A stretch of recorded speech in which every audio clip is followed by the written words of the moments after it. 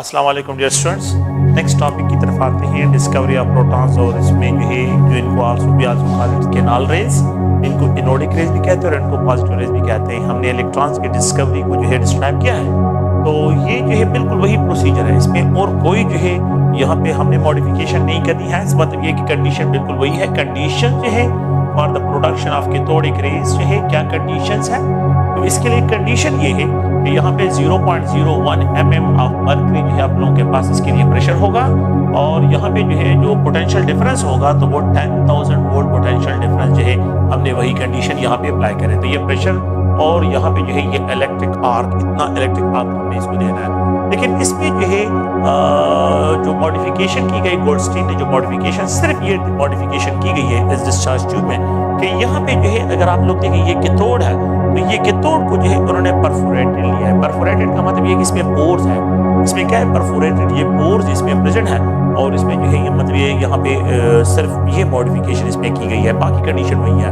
हमने उस दिन डिस्कशन की है कि ये लेट्स सपोज हाइड्रोजन गैस है, और अगर मैं इसको 10,000 वोल्ट पोटेंशियल डिफरेंस जो है इस कंडीशन पे प्रोवाइड करता हूँ, तो होता क्या है कि यहाँ पे हाइड्रोजन गैस डिस्चार्ज हो जाते हैं, इलेक्ट्रॉन निकल जाते हैं, इलेक्ट्रॉन निकल जाते हैं। तो ये तो उस जमाने की बात है कि जिस जमाने में 1859 और 1880s की बात है, तो इनको उन्होंने कैथोडिक रेज का नाम दिया गया कि ये कैथोडिक रेज है। ये क्या है, कैथोडिक रेज है।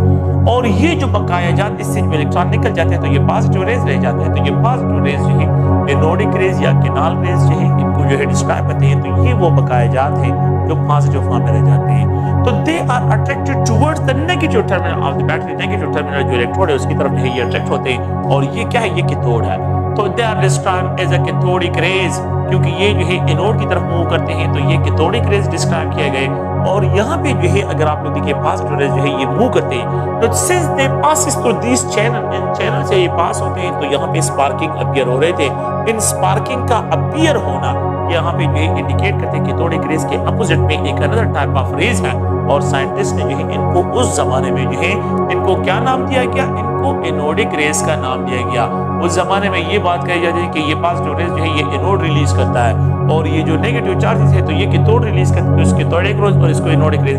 लेकिन एक्चुअली होता क्या है, ये जो है ये रिलीज नहीं करता, एनोड कैथोड रिलीज नहीं करता ये raise.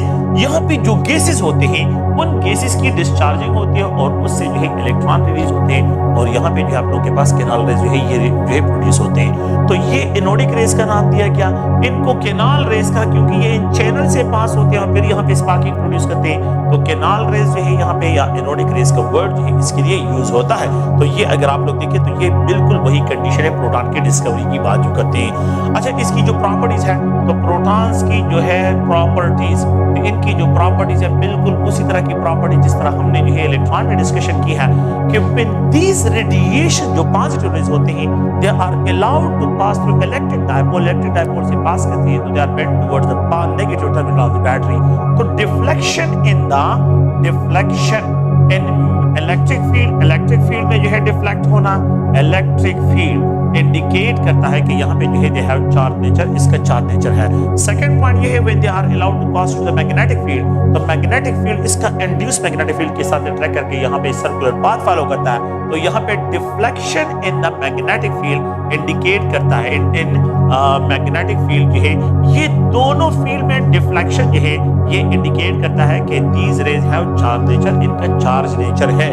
When these radiation are incident on opaque object पे जो है इसको इंसिडेंट किया, so they follow shadow, ये जो है प्रोड्यूस करते थे, ये क्या प्रोड्यूस करते हैं, शैडो। तो इट इंडिकेट करता है कि ये जो एनोडिक रेज है, anodic raise travel in a straight line, तो एनोडिक रेज आल्सो जो है ट्रेवल इन स्ट्रेट लाइन, ये स्ट्रेट लाइन में मूव करते हैं। According to this concept, anodic rays also travel in a straight line. तो ये straight line में मूव करते हैं क्योंकि ये opaque object का shadow cast करते हैं। The fourth one ये है कि when these radiation are incident on a small pen wheel, तो they rotate the pedal of small pen wheel. So ये जो है हमें explain करता है, ये experiment जो है ये they have मोमेंटम के, इसका मोमेंटम है और अपना मोमेंटम जो है वो ट्रांसफर करते हैं। सो मोमेंटम जो है अगर आप लोग देखें यहाँ पे इसके मटेरियल नेचर को एक्सप्लेन करता है कि ये दे हैव मटेरियल नेचर, इनका मटेरियल नेचर है। द फिफ्थ वन ये है कि यहाँ पे जो है इनका जो चार्ज टू मास रेशियो है, the value of charge to mass ratio for a proton is equal to 9.41 × 10 power जो है यहाँ पे 7 कूलम पर केजी इसकी वैल्यू है। और यहाँ पे द सिक्स्थ वन ये है कि मास ऑफ प्रोटॉन जो है अगर आप लोग देखें तो ये 1.67 × 10 पावर -27 केजी के बराबर है। तो ये इसके जनरल जो है क्या है, इनकी प्रॉपर्टीज है कैथोडिक रेज जो है और एनोडिक रेज। तो इससे पहले हमने कैथोडिक रेज को डिस्कस कर लिया। कैथोडिक रेज के लिए वही कंडीशन है जो एनोडिक रेज के लिए यहाँ पे कंडीशन है, सिर्फ इसमें जो है मॉडिफिकेशन जो है अगर आप लोग देखें वो सिर्फ जो है कैथोड का है। अच्छा नेक्स्ट जो है अगर आप लोग देखें इस पॉइंट को कि charge to mass ratio of proton is equal to, यहाँ पे इसको डिस्क्राइब करता हूँ 9.54 × 10 पावर जो है ये 7 कूलम पर केजी है। ये प्रोटॉन का है, ये charge to mass ratio of proton, ये प्रोटॉन के लिए। इलेक्ट्रॉन के लिए जो हमने डिस्कशन की थी, इलेक्ट्रॉन के लिए charge to mass ratio is equal to 1.758 × 10 power 11 coulomb जो है उसकी पर केजी जो ये वैल्यू है। तो the charge to mass ratio of electron is greater than the charge to mass ratio of proton. तो ये पॉइंट ध्यान में रखिए कि charge to mass ratio of electron is greater than the charge to mass ratio of proton. The reason is कि proton का mass ज्यादा है, तो जब यहाँ पे रेशियो होगा तो इस वजह से जो है रेशियो इसका कम हो जाएगा। तो charge to mass ratio of proton is lesser than the charge to mass ratio of electron, ये इलेक्ट्रॉन से लेसर है। इसका मतलब ये है कि अगर मेरे पास 1 kg प्रोटॉन हो तो 1 kg प्रोटॉन का जो चार्ज होता है, 1 kg प्रोटॉन का चार्ज 9.54 × 10 पावर 7 कूलम चार्ज इसमें होते हैं। 1 kg प्रोटॉन का मतलब यहाँ पे ये है कि 1000 ग्राम ऑफ प्रोटॉन जो है अगर आपके पास हो तो उसमें 9.54 × 10 पावर 7 कूलम चार्जेस है। अ सिंगल ग्राम में कितने होंगे? 1 ग्राम ऑफ प्रोटॉन अगर मेरे पास हो तो 1 gram of proton it having 9.54 × 10 power 7 -3, 9.54 × 10 power 4 coulomb charges इसमें जो है 1 ग्राम ऑफ प्रोटॉन में इतने कूलम चार्जेस होते हैं। We know that it is equal to 1000 milligram, 1 gram is equal to 1000 milligram. इसका मतलब ये हुआ कि 9.54 × 10 पावर 4 जो है कूलम चार्जेस होते हैं।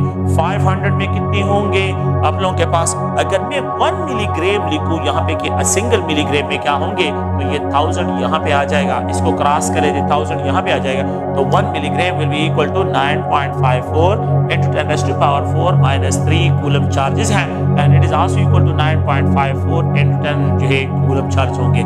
तो वी कैन आल्सो राइट कि 1 milligram of proton it will carry 9.54 and उसमें डायरेक्ट इस तरह मिल सकते 95.4 कूलम चार्जेस भी इसमें आप लोगों के पास प्रेजेंट है।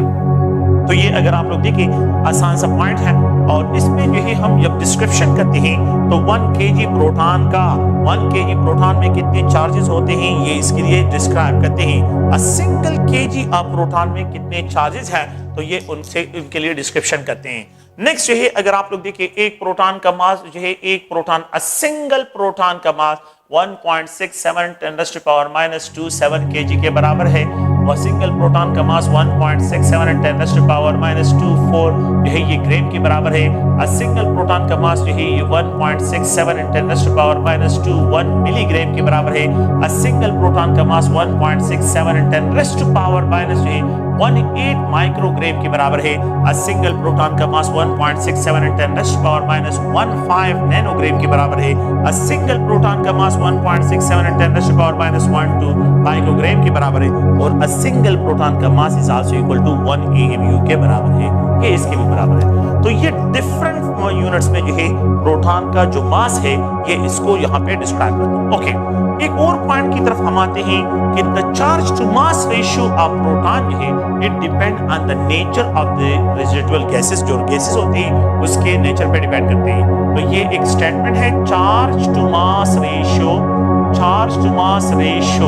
ऑफ प्रोटॉन, यहाँ पे जो है जो केनाल रेज होते हैं, canal rays, charge to mass ratio of canal rays depends on the, और से देखिए द नेचर ऑफ रेजिडुअल जो है, जो रेजिडुअल गैसेस होते हैं तो उनके नेचर पे डिपेंड करता है। अच्छा, charge to mass ratio of जो है प्रोटॉन प्रोटॉन की बात कर रहा हूँ, लेट्स सपोज हाइड्रोजन गैस की बात करता हूँ, तो यहाँ पे charge 1.6 × 10⁻⁹ coulomb divide by mass of proton, hydrogen के मास पे डिवाइड होगा। Charge to mass ratio of helium ion, यहाँ पे charge to mass ratio of helium ion जो है अगर आप देखें तो यहाँ पे जो है it is equal to 1.6 × 10⁻⁹ coulomb divide by mass of helium के आयन पे इसका मास पे डिवाइड होगा। यहाँ पे charge to mass ratio of the nitrogen अगर मैं तो 1.6 × 10⁻⁹ coulomb divide by mass of nitrogen ion होगा। तो जितना मास इंक्रीज होता है द रेशियो जो है यहाँ पे क्या होगा, वो डिक्रीज की तरफ चला जाएगा। तो ये 1.6 × 10⁻⁹ coulomb divide by mass of जो है नाइट्रोजन। यहाँ पे जो आप लोग कोर्स लिखें, यहाँ पे इनमें charge to mass ratio of proton जो है ये ग्रेटर होगा than the charge to mass ratio of helium ion, और ये ग्रेटर होगा than the charge to mass ratio of nitrogen ion, और ये ग्रेटर होगा than the charge to mass ratio of oxygen जो है यहाँ पे ऑक्सीजन आयन से एक्सप्रेस करता हूँ। तो चार्ज टू मास रेशियो जो है आप लोगों के पास केनाल रेस के लिए इंक्रीज होती है जब आप लोगों के पास the nature of the gas जो है वो चेंज होते हैं, तो उसके नेचर के साथ जो है इसकी वैल्यू चेंज हो जाती है। तो जितना mass increase charge to mass ratio decrease, जितना मास जो है increase charge to mass ratio जो है ये क्या होगा, ये आप लोगों के पास डिक्रीज की तरफ डिस्क्राइब होता है। अगर आप लोग देखें किसी भी एटम में जो है जो प्रोटॉन नंबर्स होते हैं, तो proton numbers of an element जो है अगर आप लोगों के पास क्या है किसी भी एलिमेंट के लिए यहाँ पे डिस्क्राइब करते हैं, तो they are also called the addresser. इनको हम क्या कहते हैं, address of an atom, address of an atom in periodic table. अगर एक एलिमेंट के लिए आप लोगों को मैं कह दूं कि प्रोटॉन नंबर उसका 11 है, इट मींस आप पीरियोडिक टेबल में उसके पोजीशन को देखें तो उसका पोजीशन 11 होगा। एक एलिमेंट का जो है 108 है तो वो 108 पोजीशन पे जो है होगा। मतलब क्या है, there is also describe element का address of an atom in periodic table. तो ये पीरियोडिक टेबल में उसके पोजीशन को या एड्रेस को जो है पीरियोडिक टेबल में प्रोटॉन नंबर उसको डिस्क्राइब करता है। ठीक है, ओके। तो ये अगर आप लोग देखें यहाँ पे जनरल से इसको एक्सप्रेशन करते हैं कि प्रोटॉन नंबर जो है, और यहाँ पे प्रोटॉन नंबर डिस्क्राइब करता है the position of an element in the periodic table. Periodic table में जो है इसकी पोजीशन को डिस्क्राइब करता है। तो ये जनरल पॉइंट्स हैं प्रोटॉन की डिस्कवरी के बाद। नेक्स्ट जो है हम आ जाते हैं न्यूट्रॉन की डिस्कवरी को डिस्कशन करते हैं कि न्यूट्रॉन की डिस्कवरी, तो the discovery of the neutrons was J इसके बारे में जो हिस्टोरिकल पॉइंट ऑफ व्यू है। तो यहाँ पे जो है रदरफोर्ड जो है जब मास कैलकुलेशन करा था तो वो बार बार ये कहता है कि जब मैं मास कैलकुलेशन करता हूँ तो उसकी जो कंसेप्ट है वो बार बार ये कहता है कि इस एटम के अंदर जो है प्रोटॉन और इलेक्ट्रॉन के अलावा कुछ और भी चीज़ है, और वो जो है न्यूट्रल भी है, ये भी उसने प्रेडिक्ट किया था। और उसने ये भी कहा था कि इसका मास प्रोटॉन के मास के बराबर है, लेकिन पता नहीं कि इसके अंदर क्या है। उसी का रदरफोर्ड का एक स्टूडेंट जो है जो जेम्स चैडविक है वो न्यूट्रॉन की डिस्कवरी की तरफ चला जाते हैं। इस आइडिया को लेके 1932 में जो है वो न्यूट्रॉन की डिस्कवरी जिस प्रोसीजर के जरिए जो है वो यहाँ पे डिस्कवरी करता है, इसको ट्रांसम्यूटेशन जो है ट्रांसम्यूटेशन रिएक्शन के जरिए उन्होंने ये प्रोसेस किया था कि ट्रांसम्यूटेशन रिएक्शंस। द पॉइंट ये है अगर आप लोग देखें तो उसने जो डिस्कवर, मैं तो जनरल जो है इसका स्केच ड्रा करता हूँ कि जो एक्सपेरिमेंटल प्रोसीजर है कि यहाँ पे एक सोर्स ऑफ अल्फा रे है, मेटल पोलोनियम एक ऐसा मेटल है जो कि अल्फा रेज इमिटर है। पोलोनियम एक ऐसा मेटल है जो कि अल्फा रेज इमिटर है। अल्फा रेज जो है ये double positive charge helium nuclei है। Double positive charge helium nuclei are describe as alpha, so इसको जो है अल्फा रेज जो है इसको डिस्क्राइब करते हैं। तो ये जो है एक रेडियो एक्टिव एलिमेंट है और ये खुद जो है अल्फा रेज जो है ये रेडिएट करता है। और इसके सामने जो है उन्होंने एक बेरिलियम शीट को जो है टारगेट किया था कि बेरिलियम शीट को जो है टारगेट करते हैं। यहाँ पे बेरिलियम शीट है और यहाँ पे जो है एक चार्ज डिटेक्टर जो है, यहाँ पे एक चार्ज डिटेक्टर कि ये रेडिएशन आया इससे पास होती है कि नहीं, तो यहाँ से जो है उसने एक चार्ज डिटेक्टर जो है यहाँ पे उसने यहाँ पे रखा हुआ था जो 0 पे ये स्टैंड करता है। He found कि when he incident these alpha rays on the beryllium sheet, he found highly penetrating radiation जो है यहाँ से जनरेट हो रहे हैं। हाईली पेनिट्रेटिंग रेडिएशन इससे क्या हो रहे हैं, वो जनरेट हो रहे हैं और हाईली पेनिट्रेटिंग रेडिएशन ये रेडिएशन इससे निकल रहे हैं। और when they hit the charge detector, ये चार्ज डिटेक्टर है, there was nothing observed, बिल्कुल जो है ये बिल्कुल डिफ्लेक्ट नहीं हो रहा था। तो he named this radiation as a neutron, उसने न्यूट्रॉन का कि ये न्यूट्रल टाइप ऑफ रेडिएशन इससे जनरेट हो रही है। अगर ये अल्फा रेस पास होते तो ये तो चार्ज है, ये तो चार्ज है, यहाँ से क्या है, ये इसके साथ हिट होता है, ये इसको हिट करते हैं तो इससे another type of radiation in the form of जो न्यूट्रल टाइप ऑफ रेडिएशन होती है वो इससे रिलीज होती है। तो उसकी जो कंक्लूजन है ट्रांसम्यूटेशन रिएक्शन में कि ये अगर आप लोग देखें, ये अल्फा रेज है +2, ये मास नंबर, ये एटॉमिक नंबर, ये मास नंबर और ये चार्ज है। और यहाँ पे when he targeted the beryllium sheet, इसको बेरिलियम शीट को टारगेट कर लिया तो यहाँ पे ये 3, ये क्या है, ये 3 जो है इसका प्रोटॉन नंबर है, बेरिलियम का प्रोटॉन नंबर जो है इसका 4 है, और यहाँ पे जो है इसका मास नंबर जो है ये 9 है। तो यहाँ पे प्रोटॉन नंबर 4 और यहाँ पे जो है इसका मास नंबर, तो when he targeted he found daughter nuclei यहाँ पे जनरेट होती है। तो ये अल्फा रेडिएशन जो अल्फा न्यूक्लियाई है, अल्फा रेज न्यूक्लियाई है, हीलियम न्यूक्लियाई, ये जो है बेरिलियम न्यूक्लियाई के साथ कंबाइन होके एक डॉटर न्यूक्लियाई जनरेट करती है। It is known as daughter nuclei. तो इन दोनों के कॉम्बिनेशन से एक डॉटर न्यूक्लियाई जिनके प्रोटॉन नंबर समअप हो जाते हैं, प्रोटॉन नंबर समअप होते हैं और मास नंबर भी जो है यहाँ पे समअप होते हैं, लेकिन मास नंबर में 1 डिक्रीज आता है। और ये डिक्रीज किसकी वजह से होता है? This is just only due to the release of a neutron, neutron की रिलीज की वजह से होता है। तो जब न्यूट्रॉन रिलीज होता है तो इसके मास नंबर में अ सिंगल टाइम जो है ये चेंज आता है। तो यहाँ पे जो डॉटर न्यूक्लियाई है उसका अगर आप लोग प्रोटॉन नंबर देखें तो ये 6 है और उसका जो मास नंबर है ये 12 है एंड अलॉन्ग। तो ये अगर आप लोग देखें प्रोटॉन नंबर 6 और प्रोटॉन नंबर 6 और mass number 12 carbon nuclei, daughter nuclei इस कार्बन न्यूक्लियाई। तो यहाँ पे डॉटर न्यूक्लियाई जो है वो कार्बन न्यूक्लियाई जो है यहाँ पे जनरेट होती है। तो आप लोग प्लीज गौर से देखें, अगर हम क्या करते हैं कि ये अल्फा रेज है, अगर अल्फा रेज को मैं टारगेट करता हूँ लिथियम पे, लिथियम शीट बनाते हैं और लिथियम शीट को जो है अगर हम टारगेट करते हैं तो यहाँ पे जो है 7 है, ये 3 है।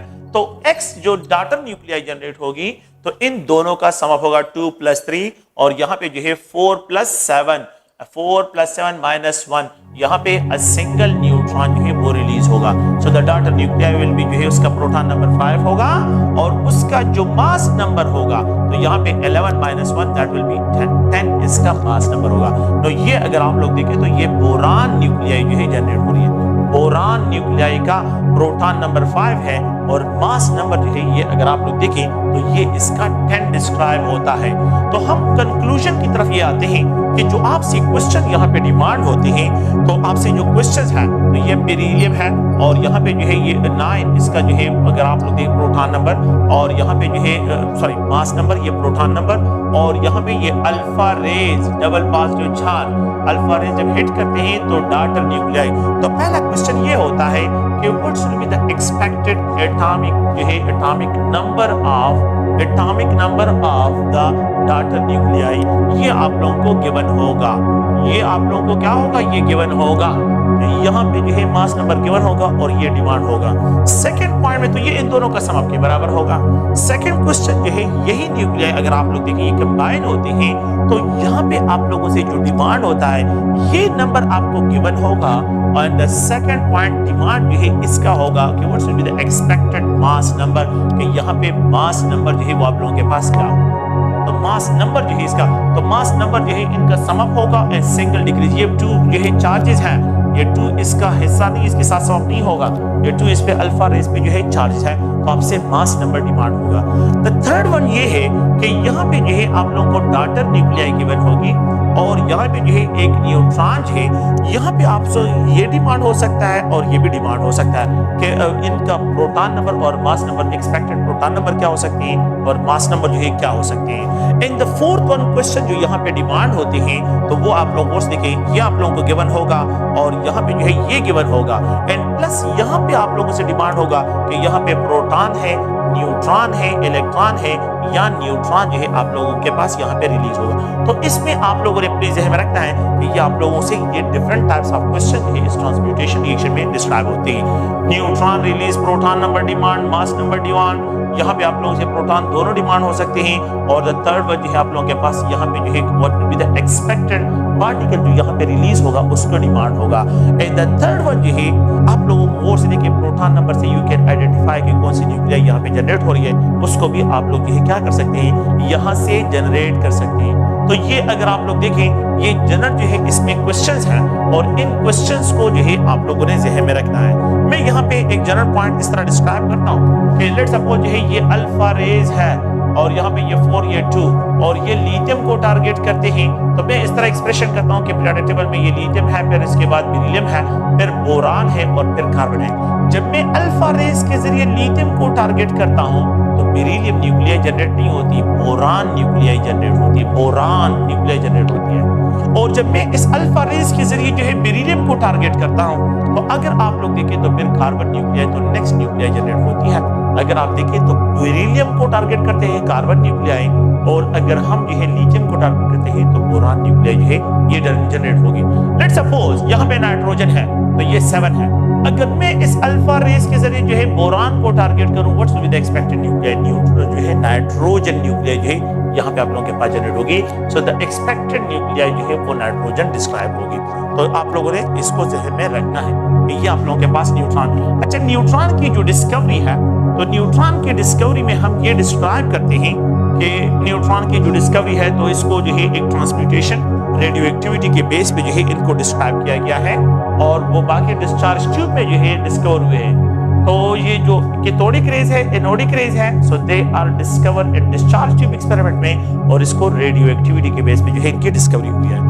नेक्स्ट जो है अगर आप लोग देखें इनकी properties, so when neutrons are allowed to pass into the electric field and magnetic field, properties of neutron, neutron की क्या क्या प्रॉपर्टीज हैं। So there was no deflection, यहाँ पे कोई डिफ्लेक्शन नहीं है। तो ये शो करता है कि न्यूट्रॉन हैव न्यूट्रल जो है neutral type, there is no charge, neutral type of radiations है, they are not deflected in electric field and magnetic field। तो अगर मैं इलेक्ट्रॉन पास का तो वो भी डिफ्लेक्ट होता है, अगर मैं प्रोटॉन पास का तो वो भी डिफ्लेक्ट होता है, लेकिन न्यूट्रॉन जो होते हैं they are not deflected, ये डिफ्लेक्ट नहीं होते। सो न्यूट्रल टाइप ऑफ रेडिएशन जो है इसको डिस्क्राइब करता हूँ। The third point, second point ये है कि अगर एक न्यूट्रॉन जो है, एक न्यूट्रॉन आमतौर पे जो है अगर वो एक न्यूट्रॉन जो है like a single neutron, let's suppose एक neutron, if it move with the 1.2 mega electron volt energy, it is called fast neutron। इसको fast neutron से डिस्क्राइब करते हैं। अगर एक न्यूट्रॉन जो है ये मूव करता है 1.0 इलेक्ट्रॉन वोल्ट एनर्जी के साथ तो it is describe as a slow neutron, इसको स्लो न्यूट्रॉन से डिस्क्राइब करते हैं। तो ये जो है स्लो न्यूट्रॉन है और ये जो है फास्ट न्यूट्रॉन जो है डिस्क्राइब करते हैं। फास्ट न्यूट्रॉन जो है मोर इफेक्टिव नहीं होते, स्लो न्यूट्रॉन और मोर इफेक्टिव जो है इसको डिस्क्राइब करते हैं। द नेक्स्ट वन जो है अगर आप लोग देखें, जब न्यूट्रॉन का जो न्यूट्रॉन की हाफ लाइफ होती है तो हाफ लाइफ ऑफ न्यूट्रॉन तो it is equal to round about half life जो है ये राउंड अबाउट 20 मिनट होता है, और 20 मिनट के बाद जो है इसकी डिके होती है। आफ्टर 20 मिनट जो है न्यूट्रॉन खुद ब खुद डिके होता है। जब न्यूट्रॉन डिके होता है तो इट प्रोड्यूसेस, ये प्रोड्यूस करता है a proton, it produces an electron, it produces a neutrino, एक न्यूट्रिनो पार्टिकल जनरेट करता है। तो न्यूट्रिनो भी जनरेट करता है, प्रोटॉन भी जनरेट कर लेता है और इलेक्ट्रॉन को भी जनरेट करते हैं अगर इसकी डिके होती है। द नेक्स्ट अगर आप लोग देखें तो न्यूट्रॉन जो है हाईली पेनिट्रेटिंग रेडिएशंस है and they can also knock out proton from the nuclei. Neutron can also remove, ये फास्ट न्यूट्रॉन जो होती हैं if they hit the nuclei so they can also remove proton. तो ये remove करते हैं proton, remove protons, knock out proton from nuclei, nuclei से जो है उनको नॉक आउट करते हैं। एंड द नेक्स्ट वन अगर आप लोग देखें तो न्यूट्रॉन का जो मास होता है, mass of neutron is also equal to 1.6729 into 10⁻⁻27 kg के बराबर है। ये अगर आप लोग देखें the charge to mass ratio of neutron is 0, ये 0 है। तो कौन से पार्टिकल की जो है चार्ज टू मास रेशियो जो है ये 0 डिस्क्राइब होते हैं, न्यूट्रॉन के लिए ये 0 डिस्क्राइब होती है। ओके, तो एक न्यूट्रॉन का जो मास है, अ सिंगल न्यूट्रॉन का मास ये 1.67 जो है into 10⁻⁻27 kg के बराबर है। It is equal to 1.667 into 10⁻⁻24 gram के बराबर है। It is equal to 1.67 into 10⁻⁻21 milligram के बराबर है। It is equal to 1.67 into 10⁻⁻18 microgram के बराबर है। It is equal to 1.67 into 10⁻⁻15 जो है ये नैनोग्राम के बराबर है। It is equal to 1.67 into 10⁻⁻12 picogram के बराबर है। And it is also equal to a single proton का जो मास है it is also equal to 1 atomic mass unit के बराबर है। न्यूट्रॉन का 1 AMU 1 AMU के बराबर है। सो ये एक न्यूट्रॉन, ये भी एक न्यूट्रॉन, ये भी एक न्यूट्रॉन, ये भी एक न्यूट्रॉन, और सिंगल न्यूट्रॉन का जो मास है तो वो आपके पास केजी में इसके बराबर है, ग्राम में इसके बराबर है, मिलीग्राम में इसके बराबर है, माइक्रोग्राम में इसके बराबर है, नैनोग्राम में इसके बराबर है, पाइकोग्राम में इसके बराबर है, और एटॉमिक मास यूनिट में 1 mole of neutron, 1 mole of neutron is equal to 1 gram के बराबर। एटॉमिक मास यूनिट को रिप्लेस करें, ग्राम में एक्सप्रेस करें, so we can describe as a 1 mole of neutron 1 gram. तो यहाँ पे जो है आप लोगों के पास ये वैल्यू इसके बराबर है। तो ये अगर आप लोग आम देखें तो ये प्रॉपर्टीज ऑफ द न्यूट्रॉन्स, इनमें जो क्वेश्चंस होते हैं आप लोगों को प्लीज ध्यान में रखिए, इसमें कोई इस तरह की टेक्निकल बातें नहीं है, स्ट्रेट फॉरवर्ड बातें हैं। और यहाँ पे जो है आप लोगों ने ये वैल्यूज जो है और इन केमिकल रिएक्शंस को जो है याद रखना है। नेक्स्ट जो है अगर हम आ जाते हैं तो यहाँ पे जो है प्लैंक्स क्वांटम थ्योरी है। प्लैंक्स क्वांटम थ्योरी एक अनदर कंसेप्ट है, प्लैंक्स क्वांटम थ्योरी, इसको डिस्कस करते हैं। प्लैंक्स क्वांटम थ्योरी क्या है? अच्छा, इससे पहले जो है कि जब ये इलेक्ट्रॉन, प्रोटॉन और न्यूट्रॉन डिस्कवर होते हैं तो फिर रदरफोर्ड एटॉमिक मॉडल की बात करते हैं। रदरफोर्ड जो है जनरल जो है वो ये बात कहता है कि इलेक्ट्रॉन जो है वो न्यूक्लियस के इर्द गिर्द रिवॉल्व होते हैं, और रदरफोर्ड ने जो और उसने एटम को एक मिनी सोलर सिस्टम का नाम भी दिया था। मिनी सोलर सिस्टम का नाम भी जो है रदरफोर्ड ने दिया था, और वो ये कह रहा था कि इलेक्ट्रॉन जो है ये न्यूक्लियस के इर्द गिर्द रिवॉल्व होते हैं। उससे ये आइडिया है कि ये न्यूक्लियस है और इलेक्ट्रॉन जो है न्यूक्लियस के इर्द गिर्द इस तरह रिवॉल्व होते हैं। तो फिर साइंटिस्ट ने जो है उस पर क्या किया, यहाँ पे जो है ऑब्जेक्शन किया, और ऑब्जेक्शन में ये था कि आप ये कह रहे हैं कि इलेक्ट्रॉन न्यूक्लियस के इर्द गिर्द रिवॉल्व होते हैं, तो ये इलेक्ट्रॉन तो एनर्जी लॉस करेंगे और न्यूक्लियस में गिर जाएंगे, और इससे तो एटम की डेथ होगी। एटम की डेथ का मतलब ये हुआ कि यूनिवर्स की डेथ होगी।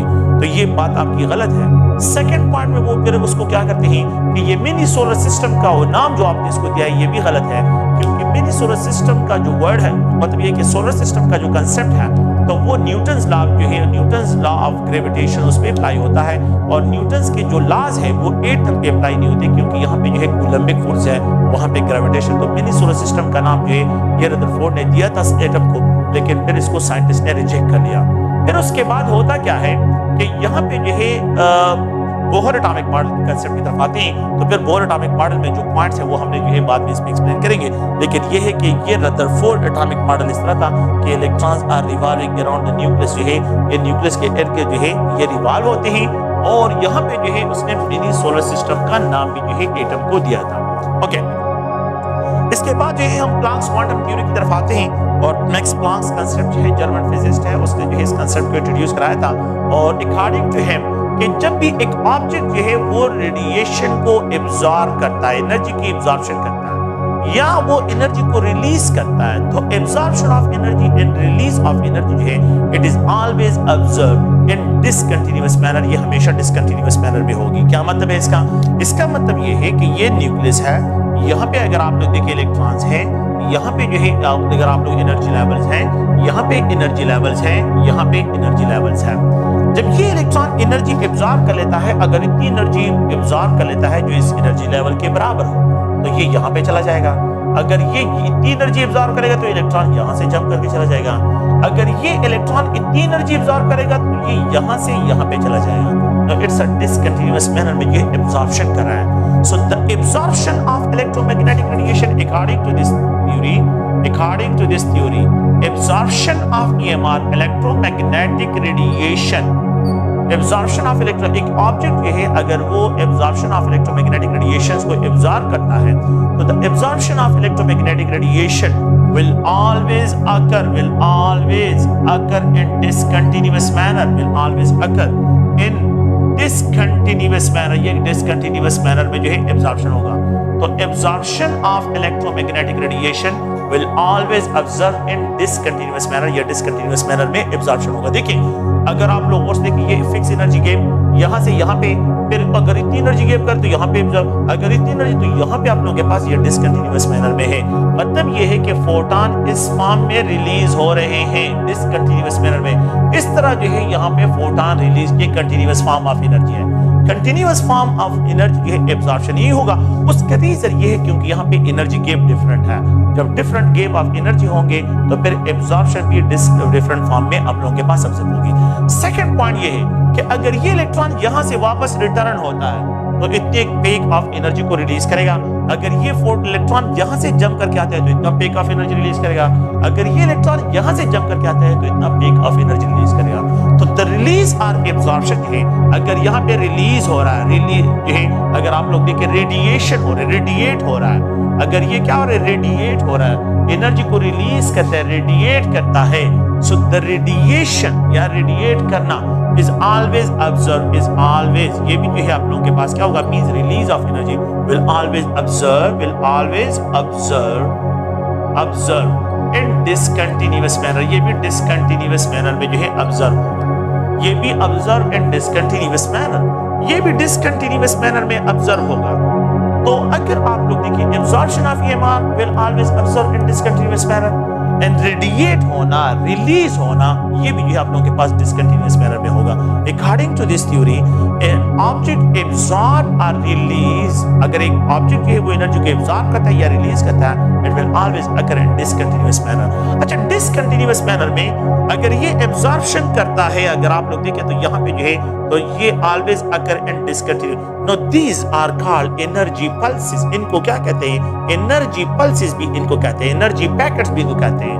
So they are also described as energy pulses and it is also called energy packets। इनको energy packets भी कहते हैं, energy के packets भी इनको कहते हैं। And they are also described as energy pulses and they are also described as a quantum of energy packets, quantum of energy, इनको quantum of energy से भी describe करते हैं।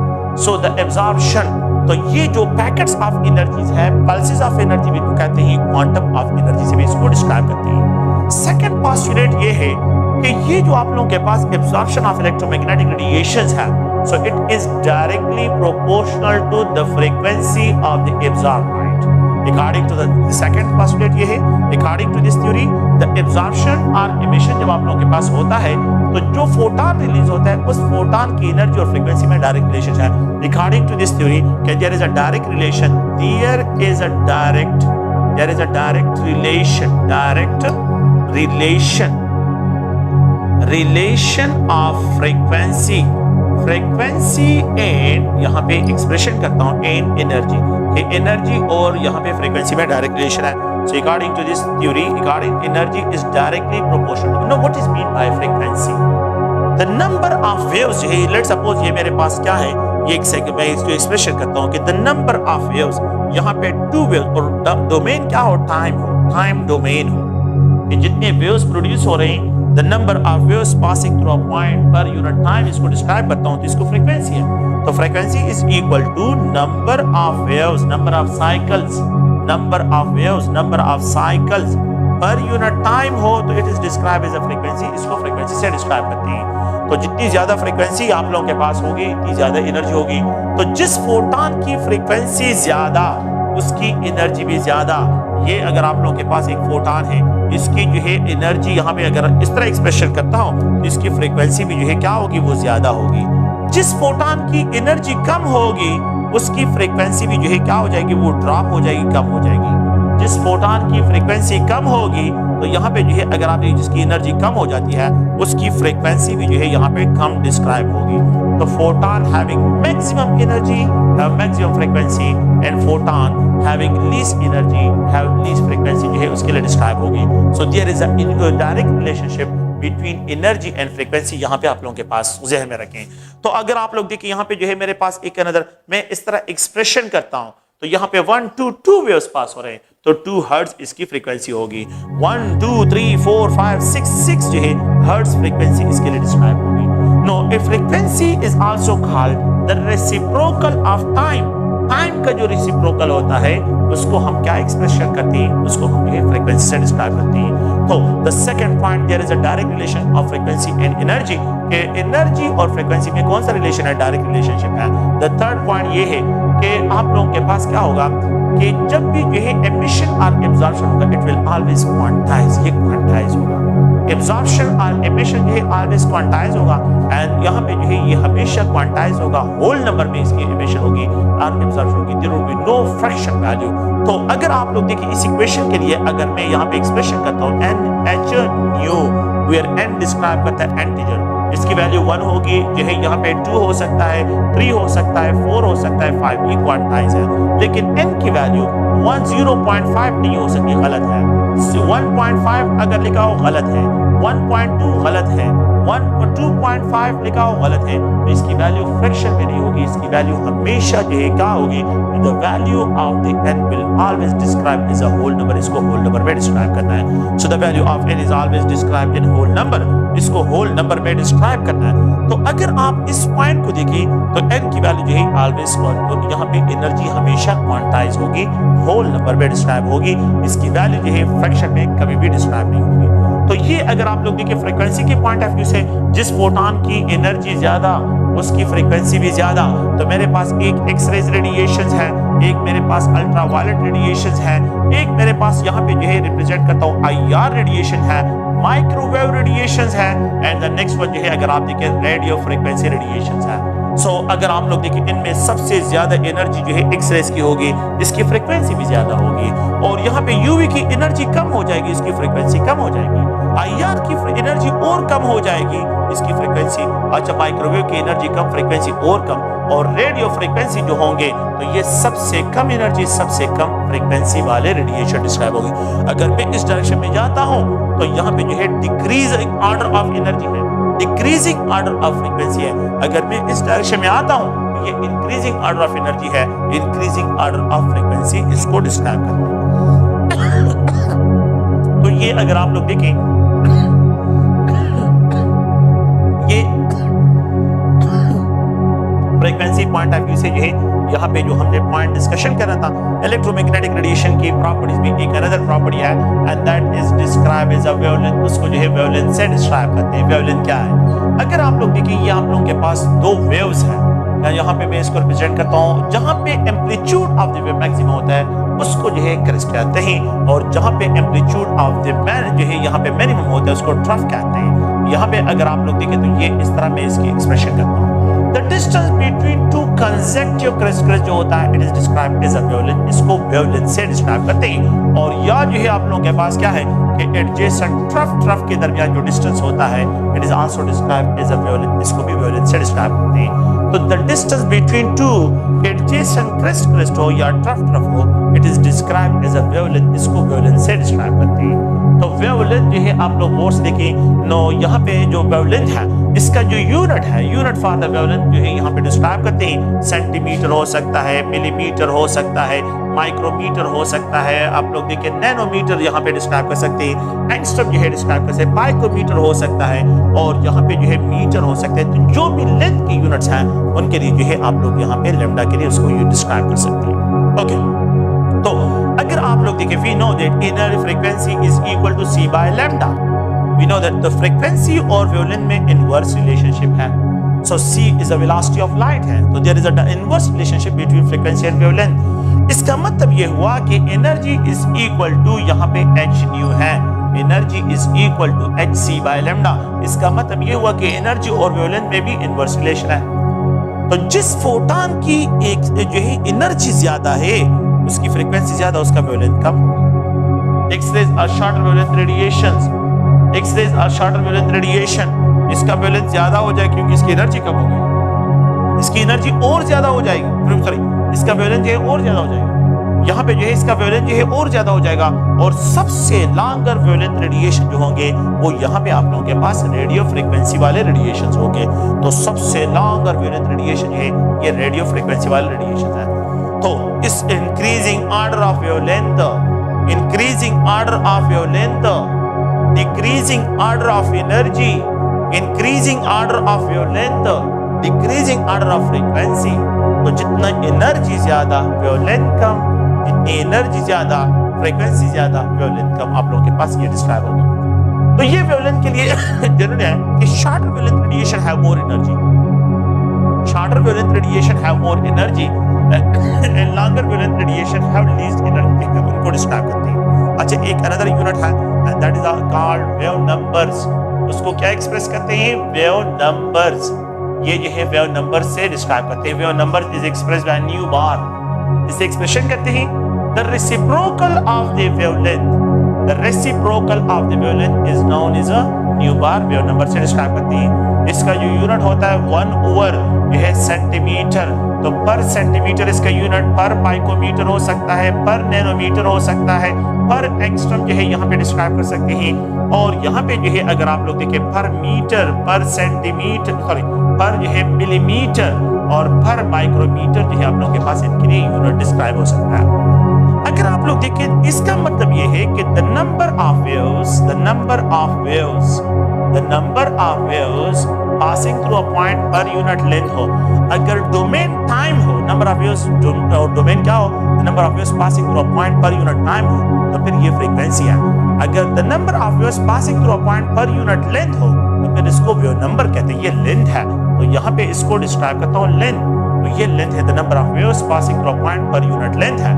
तो फिर इसको अगर आप लोग देखिए जितने आप लोगों के पास वेव नंबर इंक्रीज होते हैं, मैं इसको इस तरह एक्सप्लेन करता हूँ कि we know that energy is equal to hc by lambda. Energy is equal to hc 1/lambda. 1/lambda is called wave number. So hc into nu bar. Energy is directly proportional to the nu bar. Wave number के directly proportional है। तो जितने wave numbers increase होते हैं energy ज्यादा होती है। जिस फोटॉन की एनर्जी ज्यादा उसकी फ्रीक्वेंसी भी ज्यादा, उनके वेव नंबर भी ज्यादा। जिस फोटॉन की एनर्जी कम होती है उसके वेव नंबर भी कम हो जाते हैं। फोटॉन की एनर्जी कम, फ्रीक्वेंसी कम, वेव नंबर कम। यहाँ पे जो है वेव नंबर और कम हो जाते हैं और सबसे लीस्ट वेव नंबर जो है वो रेडियो फ्रीक्वेंसी होंगे। तो जिस फोटॉन का वेवलेंथ ज्यादा उसके वेव नंबर सबसे लीस्ट होंगे। तो photon having maximum wave numbers have least wavelength. तो वेवलेंथ भी जो है यहाँ पे क्या होगा, वो आप लोगों के पास कम डिस्क्राइब होगा। तो ये अगर आप लोग देखें प्लांक्स क्वांटम थ्योरी के जो पॉइंट्स हैं and characteristic of the wavelength of radiation है, उनको भी वेवलेंथ को भी डिस्कस किया, फ्रीक्वेंसी को भी डिस्कस किया और वेव नंबर्स को हमने क्या किया है, इसको डिस्क्राइब किया। तो नेक्स्ट जो है हम यहाँ पे जो डिस्क्राइब करते हैं वो है बोहर एटॉमिक मॉडल। तो बोहर एटॉमिक मॉडल की तरफ आते हैं कि बोहर एटॉमिक मॉडल जो है उसमें क्या है और हमने जो है वहां से क्या क्या क्वेश्चंस लेने हैं। तो अगर आप लोग देखिए बोहर एटॉमिक मॉडल में हम यहाँ पे ये डिस्क्राइब करते हैं कि BAM Bohr atomic model according to this concept, according to this theory, according to this concept, Bohr atomic model में जो हम बात करते हैं कि electrons are revolving around the nucleus. देखिए रदरफोर्ड ने ये कहा था कि ये न्यूक्लियस है और इलेक्ट्रॉन न्यूक्लियस के इर्द-गिर्द इस तरह रिवॉल्व करते हैं। उसने ये बात कही थी कि इलेक्ट्रॉन न्यूक्लियस के इर्द-गिर्द इस तरह रिवॉल्व करते हैं। बोहर ने क्या किया है, ये Rutherford atomic model, Rutherford atomic model को सही है। बोहर ने क्या किया, बोहर ने ये कहा, बोहर एटॉमिक मॉडल में उसने जो आइडिया दिया, क्योंकि लोग जो उसको ये कह रहे थे कि electron are revolving around the nucleus, तो ये जब ये तो एनर्जी लॉस करेंगे और न्यूक्लियस में गिर जाएंगे। बोहर ने इसके लिए एक आइडिया इंट्रोड्यूस किया। उसने कहा कि फिक्स एनर्जी ऑर्बिट का कंसेप्ट उसने इंट्रोड्यूस किया।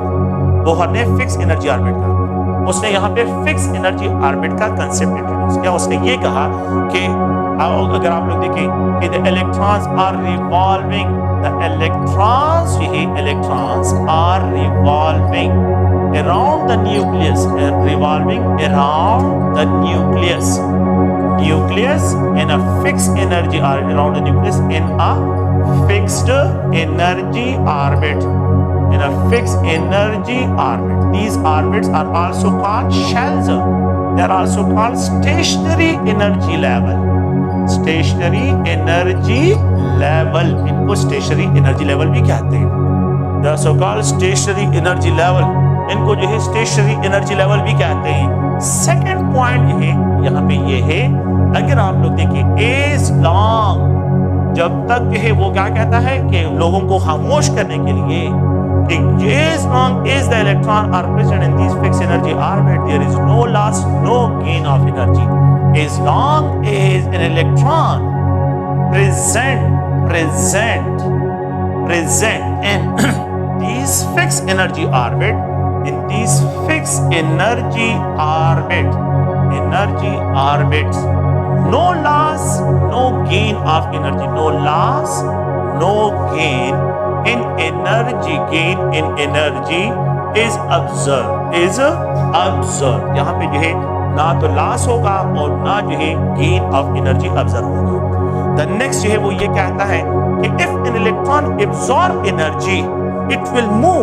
एब्सॉर्प्शन ऑफ एनर्जी जो है, अगर एक इलेक्ट्रॉन एनर्जी एब्सॉर्प्शन करेगा, एब्सॉर्प्शन ऑफ एनर्जी में electron will move from the low energy state into the high energy state. तो यहाँ पे जो है एब्सॉर्प्शन होगा। And if electron release energy तो ये हाई एनर्जी स्टेट से लो एनर्जी स्टेट में मूव करेगा। तो फिर इलेक्ट्रॉन जो है वो एनर्जी एब्सॉर्ब करते हैं तो वो लो एनर्जी स्टेट से हाई एनर्जी स्टेट में जाएगा, और अगर एक इलेक्ट्रॉन हाई एनर्जी स्टेट से लो एनर्जी स्टेट में आता है तो वो एनर्जी को रिलीज करता है। तो वो कहता है कि इलेक्ट्रॉन उस टाइम जो है फिक्स एनर्जी ऑर्बिट को लीव करेगा जब आप इसमें एनर्जी ऐड करेंगे, और उस टाइम जो है वो लीव करेगा जब वो हाई एनर्जी स्टेट से लो एनर्जी स्टेट में वापस रिटर्न हो गया। लेकिन जब तक जो है इस ऑर्बिट में प्रेजेंट है और आपने उसको छेड़ा नहीं है, so there will be no loss, no gain of energy। इसमें कोई जो है ना लॉस होगा और ना गेन ऑफ एनर्जी जो है यहाँ पे ऑब्जर्व होगा।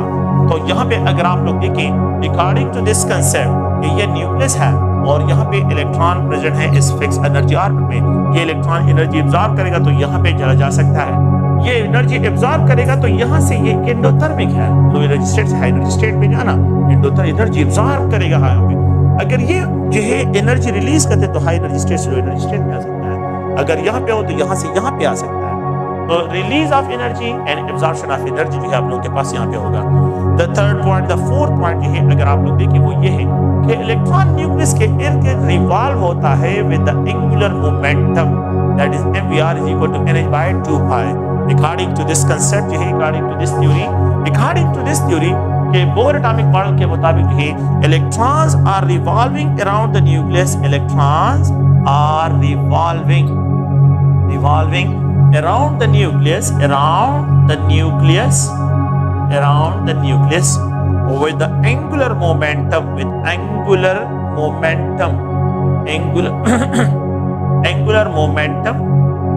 that is mvr is equal to nh divided by 2 pi। इस angular momentum के साथ मूव करना, nh by 2 pi है। The angular momentum must be quantized, ये quantize होगा, और n is equal to 1 है, ये 2 है, ये 3 है, ये 4 है, ये 5 है। ये इसके लिए n की वैल्यू 0.5 नहीं हो सकती, 0.2 नहीं हो सकती, 1.5 नहीं हो सकती, इसकी वैल्यू फ्रैक्शन में डिस्क्राइब नहीं होगी।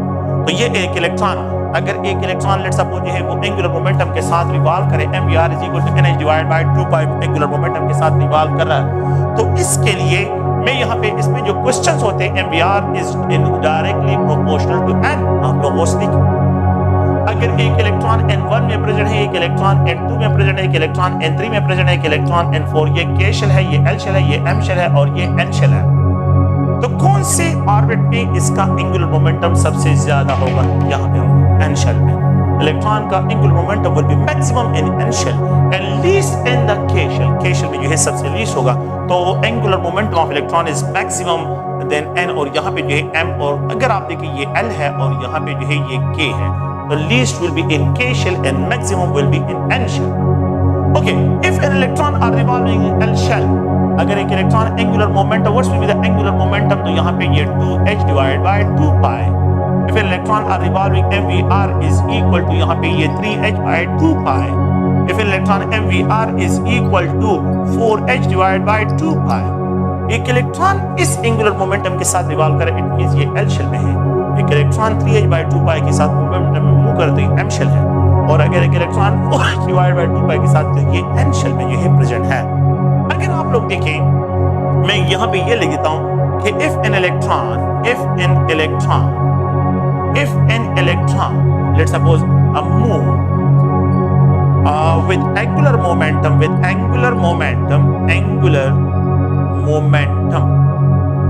ठीक है, एंगुलर मोमेंटम ऑफ, यहाँ पे अगर आप देखें मैं इसको describe 3h by pi, then it is present in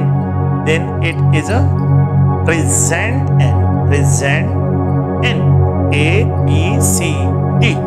अगर आप लोग देखें तो आया n थर्ड शेल में है, यहाँ पे थर्ड शेल n की इज इक्वल टू 3 या n इज इक्वल टू 4 या n इज इक्वल टू 2 या n इज इक्वल टू 6, तो ये 6 शेल में प्रेजेंट। अगर आप लोग देखें MVR is equal to NH divide by 2 pi, अगर ये 6 शेल में है तो H डिवाइड बाय 2 पाई, अगर मैं इसको सिंप्लीफाई कर लेता हूं तो ये 3H डिवाइड बाय पाई के बराबर।